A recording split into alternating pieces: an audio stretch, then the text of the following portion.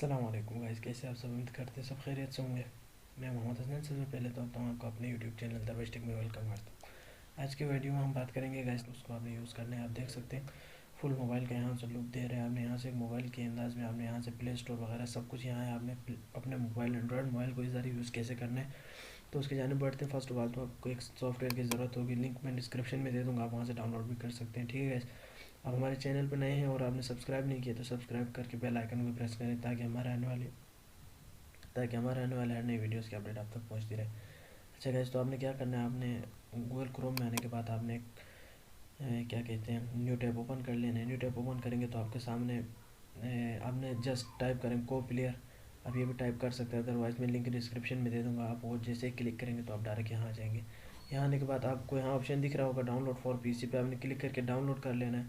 Download करने के बाद आपने इंस्टॉल करना है। इंस्टॉल करने के बाद आपके सामने ये इस तरह का ओपन हो जाएगा और इस तरह आपने यूज़ कर लेना है।